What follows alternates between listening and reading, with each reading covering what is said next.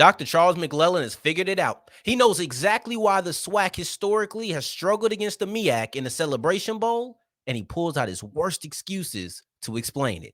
Oh, yeah, it's locked on HBCU. Play my music. You are Locked On HBCU, your daily podcast covering HBCU sports. Part of the Locked On Podcast Network, your team every day.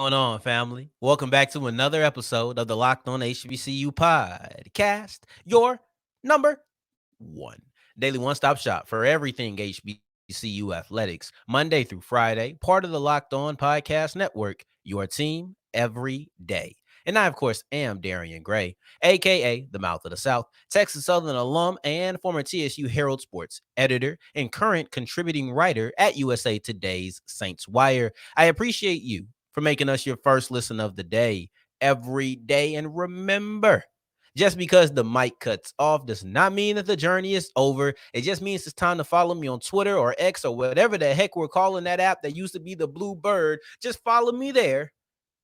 At South Exclusive starts with an S. It ends with an S. Today's episode will be wrapping up with a conversation about how Richard Bailey could actually be the biggest factor in placing Shaq Davis in South Carolina State's passing game. Is Ashley Robinson returning to Prairie View? Reports would say that he is. But we start off with what was probably the thing that caused the biggest emotional reaction out of me from the SWAC media day, and that was Charles McClelland, in my opinion, embarrassing the conference and giving absolutely terrible excuses on why the SWAC has not been able to beat the MEAC in the Celebration Bowl, nothing but one time in the near decade history of the event.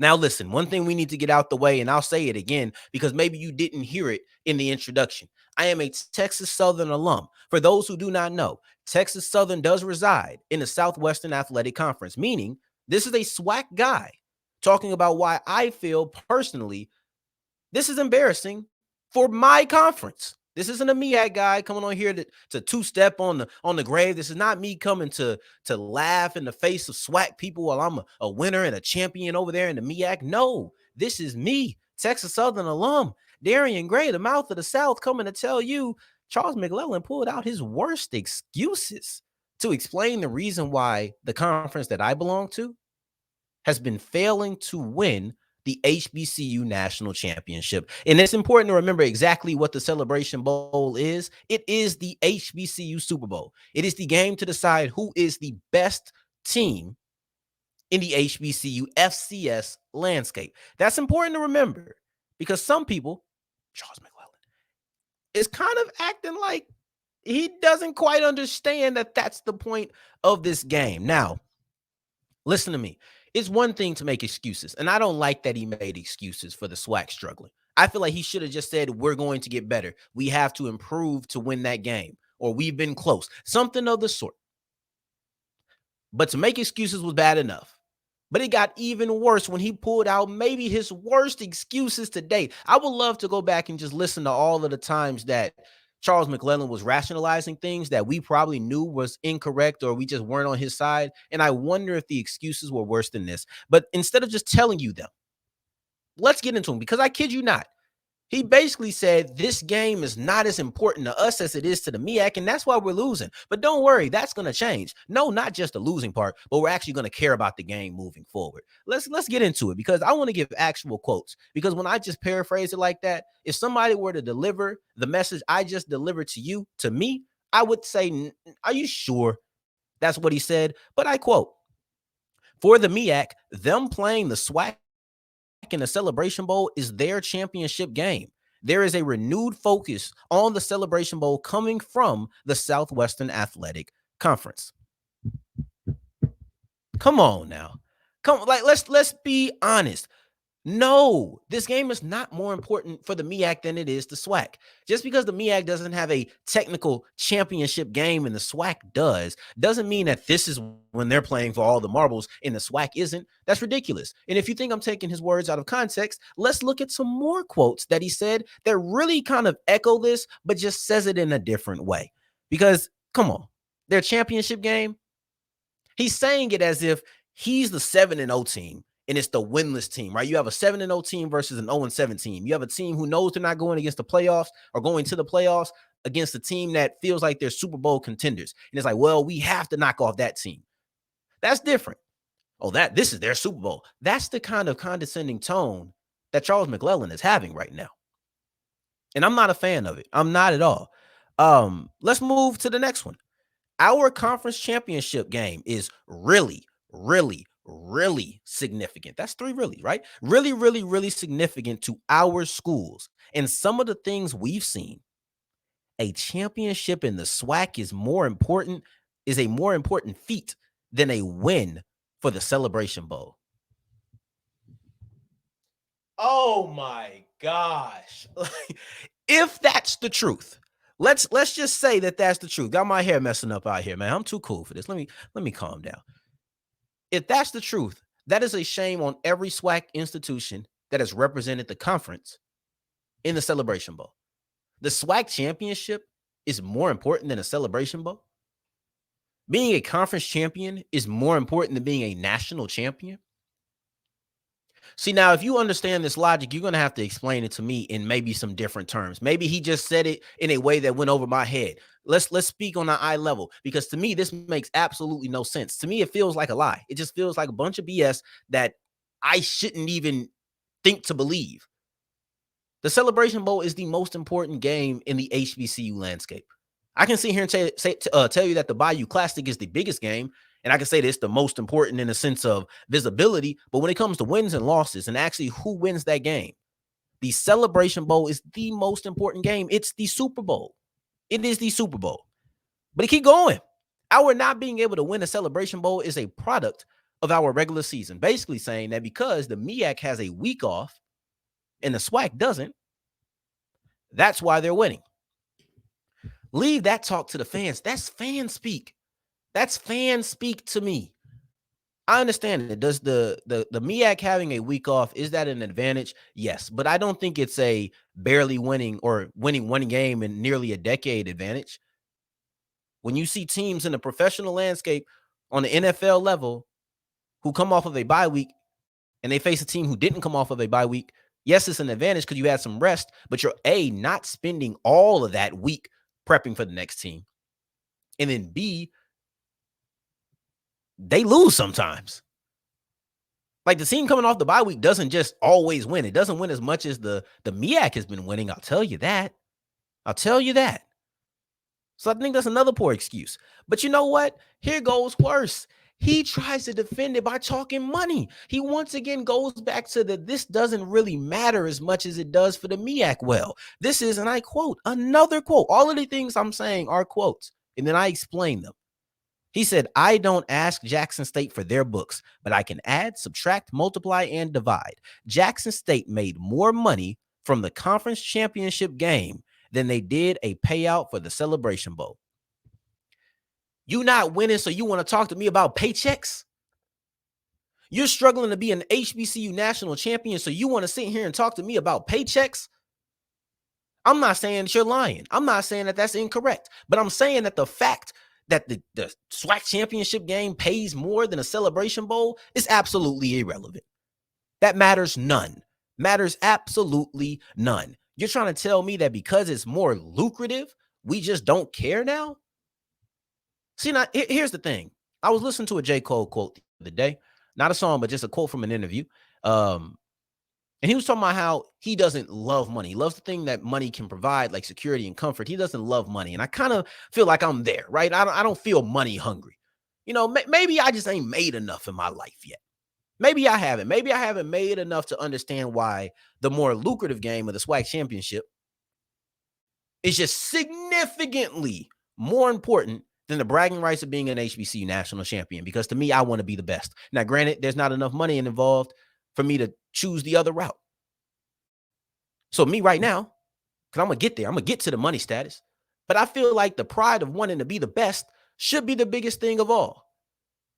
You ever talk to a friend and they swear up and down, oh, well, we in the same spot now. We both on the couch. Yeah, but you was on the couch with a 3-14 record. I made it to the first round in the playoffs and left. We're not the same. And only the team who is worse is the one who ever says that. When you have the better team, you never go to the we're both on the couch. Now, let's add the Celebration Bowl isn't as important to the SWAC, to the list of things with we're both on the couch now, as things in sports that I just don't want to hear. Because no, the Celebration Bowl isn't more important than the MEAC to the MEAC than it is the SWAC. At least it shouldn't be. It shouldn't at all. Their week off isn't an advantage to the point to where you can only win one game in nearly a decade. The truth of the matter is the SWAC is struggling. They haven't found a way to beat the MEAC often in the Celebration Bowl. Apparently, there is a renewed focus because they didn't really care before. But now there is a renewed focus on winning this game. So now the SWAC's going to get it done. We'll see in Atlanta at the end of the year. But these were the worst excuses. The SWAC just hasn't won, point blank period. That's what it is. Now, moving forward, we're going to talk about the defending SWAC champions because that's the most important thing. We're not going to say Celebration Bowl or Celebration Bowl runner-up. That doesn't matter. The SWAC champions, Jackson State. Their athletic director, Ashley Robinson, an underrated key piece to their success, is reported to be leaving and going back to Prairie View A&M. We'll look into this choice as we continue with Locked On HBCU.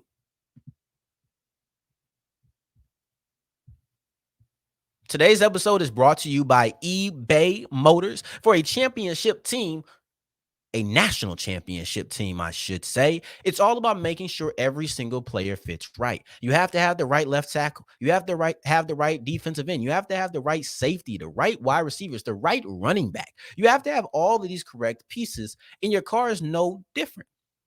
You wouldn't want to be riding around in your car with the wrong pieces. So you need to go to eBay Motors where you have over 122 million pieces.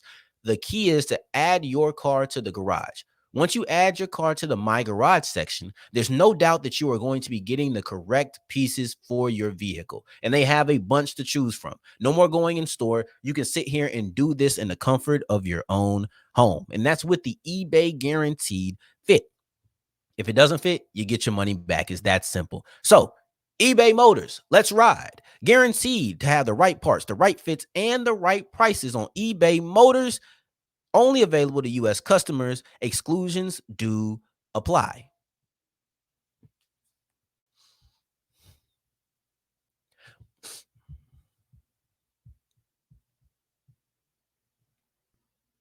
As we continue rolling on today's episode of Locked On HBCU, I appreciate you for making us your first listen of the day. Everydayers, we're actually going to have an episode tomorrow on Thursday. We don't typically during the offseason, but we are going to have an episode tomorrow about Jackson State and why they weren't disrespected by their lack of representation on the All-SWAC team. People just aren't quite sure how to feel about them yet. But right now, I can tell you exactly how to feel about Ashley Robinson because this is a move that I didn't see coming, but it is reported that Ashley Robinson will be going back to his former employer, Prairie View A&M, as their athletic director. It just has to be confirmed. It has to be signed in ink, but it's all indications say that is what's going to happen. I didn't believe it. The report came out a couple of days ago that Ashley Robinson was wanted by Prairie View. And Ashley Robinson knew that he was wanted by Prairie View. Now, more people have come out. More people have confirmed that this is going to happen. It went from, oh, they want him to he's going to go. And then it's like, okay, multiple people are saying that he wants to go. That's what all the sources are saying. I'm still a tad bit skeptical. I'm still a little bit like, I don't know. Part of me feels like I didn't believe it for a reason, right? I didn't believe it for a reason, but now that more sources are coming out and there's more confidence around it, I kind of feel like, okay, we have to address it. We definitely had to address it. But I remember when Howard, everybody knew Howard was leaving. Everybody knew it. Howard's gone. And then all of a sudden, Howard's staying. And the Commissioner Stills was not stressing. She wasn't worried about a thing. And all of a sudden, it's like, oh, we see why she was so calm, because Howard wasn't going anywhere, despite everybody saying that Howard was going to leave. So I'm not going to say that Ashley Robinson is completely gone, but we will kind of slightly approach the topic and then maybe go a little bit deeper if this happens. So expect us to update, or expect me to update you whatever way that it goes. If he stays at Jackson State, we're going to highlight that he stayed at Jackson State. If he goes to Prairie View, we're going to highlight that he's going to Prairie View, because this would be a big deal. And the fact that it's a report, now we need to approach it. And it's funny how some things work out, because when I was going to talk about it, I was going to say something that aged absolutely terribly. This was going to be one of my quickest takes, or one of my takes to age poorly the quickest. I'm sure I've had some takes that have aged poorly, but none as quickly as this one was going to, just in a couple of days. But overall, this was surprising to me, because I kind of felt like PV was the trampoline of HBCUs on the FCS level. And let me explain to you what I mean. And this isn't any Texas Southern shade. This isn't any rivalry trash talk or anything of the sort. It just feels like, okay, Willie Simmons, he went to Prairie View. He got his trampoline over to his dream job with FAMU. You look at Eric Dooley, he got his trampoline job, or his trampoline to his dream job of Southern.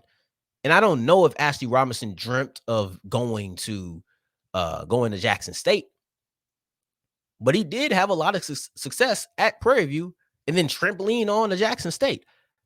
So it was the fact that Prairie View seems to be the school that everybody goes to set some sort of foundation and get to where they want to be. It's like, oh, you go to PV to get to the place where you really want to be. That's kind of how I was feeling. And then also, he went to Jackson State from PV. I didn't think he would go PV, JSU, PV. I thought maybe if he went PV, JSU, and then he's somewhere else now. But he's been at JSU for 5 years. He's been there since 2018. I guess that's long enough. They have new leadership, so it's not like he's returning to the exact same place. But I think one thing that's important to remember about Ashley Robinson, excuse me. I don't know if that man puts on lotion or not. I don't want to call him Ashy. But Ashley Robinson he made his name publicly, nationally at Jackson State. That's what happens when you hire Deion Sanders, and everything that happened with Deion Sanders, you can kind of look back and credit it to Ashley Robinson.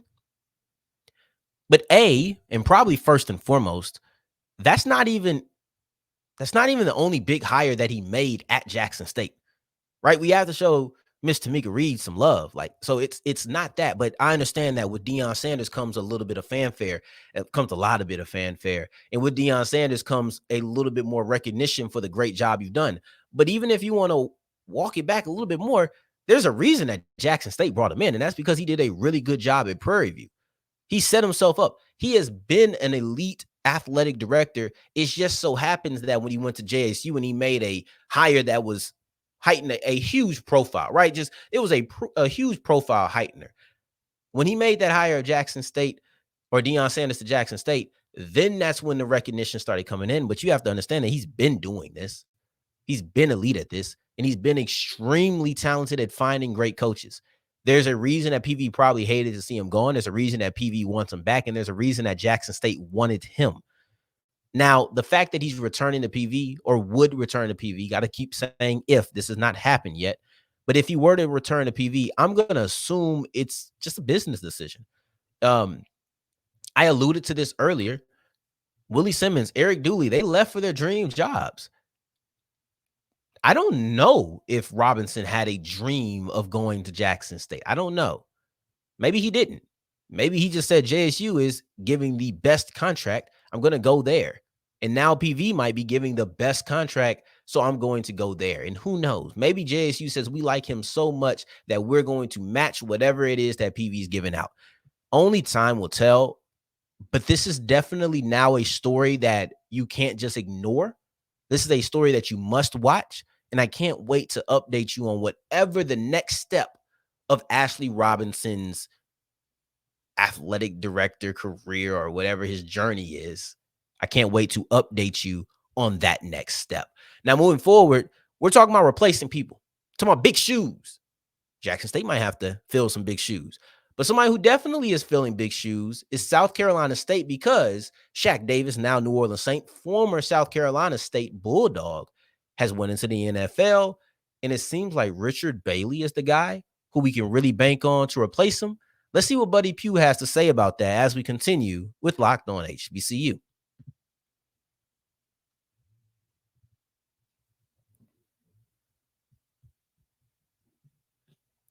As we're wrapping up today's episode of Locked On HBCU, I appreciate you for making us your first listen of the day every day, making it all the way to segment 3. And I thank you 2 times for that. Thank you. Thank you, Richard Bailey. Richard Bailey seems to be the wide receiver that South Carolina State has the most confidence in to replace Shaq Davis. Now, I'm going to play a clip of what Buddy Pough had to say. First off, shout out to Sports Illustrated and friend of the show, Mason Smith, for sending me this clip. And we had a conversation about it that I'll give you a little bit of insight into after the clip plays, after we explain it a little bit. But for me, the question was about replacing Shaq Davis. How are you going to replace Shaq Davis? That's a reasonable question. That's a big thing that you need to replace. That was your lead receiver for the last 2 years, a 20-yard per catch receiver, an explosive guy. How are you going to replace Shaq Davis?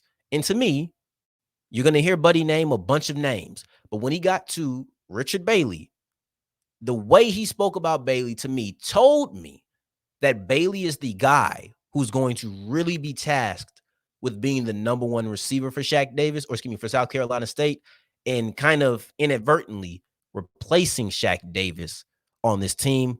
Let's hear what Buddy had to say, though. We've got Justin Smith-Brown, who had a good game toward the end of last year, a good season toward last season.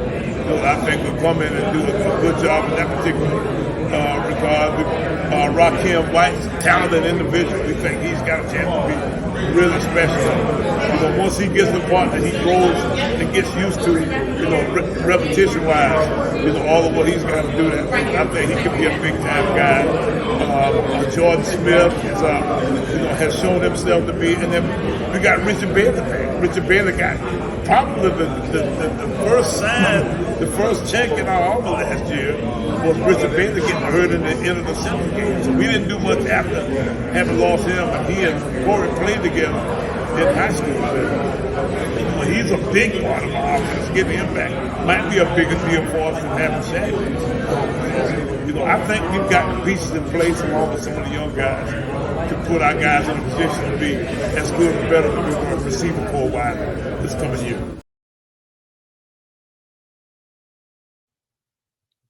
You hear it. Now, if you need to run it back and you need to hear it again, I understand. But to me, he just said that Richard Bailey is going to be the guy. If everything works out the way that Pough expects it to, Richard Bailey is going to be the guy. The reason I say this is, A, did you see the emotion that I said? The absolute, it felt like he started speaking less like a coach, be honest with you. Felt like he started speaking like someone who just evaluates the team. Because there's coach speak, right? He sounded like a coach, but there's coach speak. And it felt like, we got this guy. We got this guy. It's like, let's not forget. Let's show love to everybody on the roster. But when it got to Richard Bailey, it was like, hey, man, this guy he described him as the first chink in the armor. The first time the vulnerability that really set in on the 1-4 South Carolina State Bulldogs from the MEAC. The beginning of that was when he went down against North Carolina Central. Mind you, that's the only game that they won. So I could see why he would say it. But to point to him as the catalyst for starting to show a little bit of vulnerability, him going down, that's a little bit different. Now, when he says that it might be a bigger deal to get him back than it is for Shaq to leave, to me, I believe that he's just focusing on the positivity of an addition as opposed to the negativity of a departure. But regardless, it sounds like he believes that Richard Bailey is going to be one of those guys. And, it was Shaq Davis and a bunch of guys last year. I'm sorry. That's the way that I feel. I just felt like it was the Shaq Davis show. And if somebody else could pitch in, somebody else pitched in.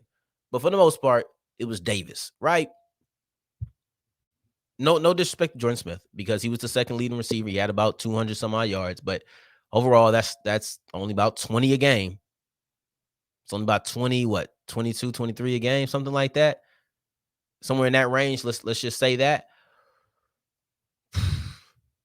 It was Shaq Davis. So I think that honestly, I think that replacing Shaq Davis is going to be significantly more difficult than just having the wide receiver core be better.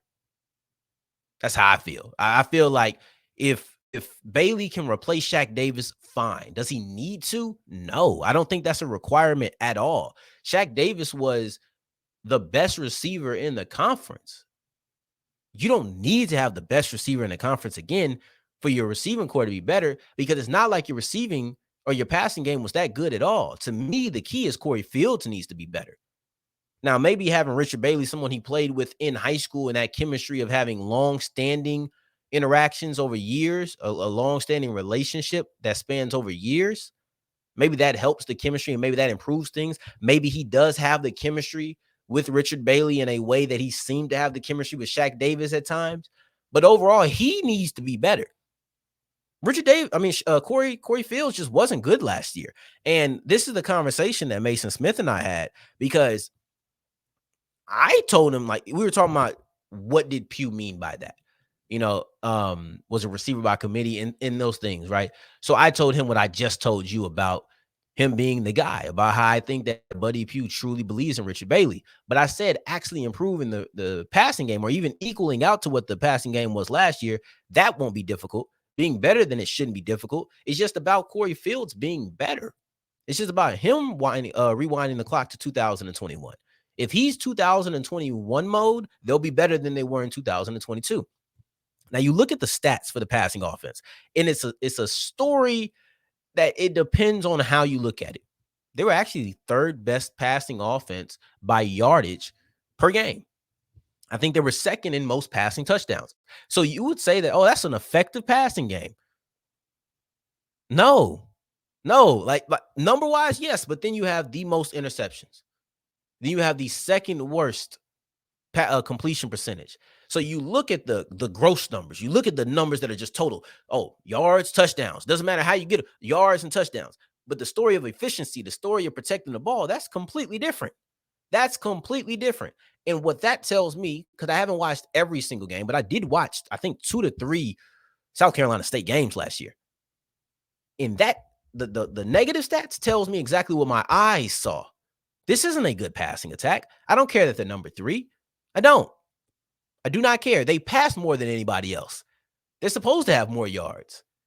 They're supposed to have more touchdowns, right? They're middle of the pack in those numbers, but they had the most passing attempts. It tells me that they've been down a whole lot, and they had to come back from behind. So now you're having more yardage. Now you're having more touchdowns. And it's not even that much of a passing league. But visually, let's strip the stats away. That wasn't a good passing offense. You didn't watch that and that looked pretty. You have to be better at the quarterback position. So it can be Richard Bailey. It can be Jordan Smith. It can be Shaq Davis returning from the Saints saying, you know what, I think I want to do this one more time. And the NCAA saying, you know what, we're going to let you do it. I don't care who it is. You're going to need better quarterback play. They know that. I'm not trying to be disrespectful. Sometimes my tone, got to work on that. I'm talking about, I'll be passionate. But overall, the point is the quarterback position needs to be better. And that's going to be the key to having a better passing game. Not we need these wide receivers to step up now that Shaq Davis is gone. We need Corey Fields to step up, just regardless of who's out there. That is the key. So I appreciate you for making the key, listening to me first thing in the morning, every single day. I appreciate you for making Locked On HBCU your first listen of the day, every day. Thank you sincerely for it. We'll be back tomorrow to discuss Jackson State and the fact that JSU wasn't disrespected, but they weren't represented a lot at the All SWAC conference team. And we'll break that down on tomorrow's episode. But in the meantime, in between time, until the next time that we hear each other, family, take care, stay blessed.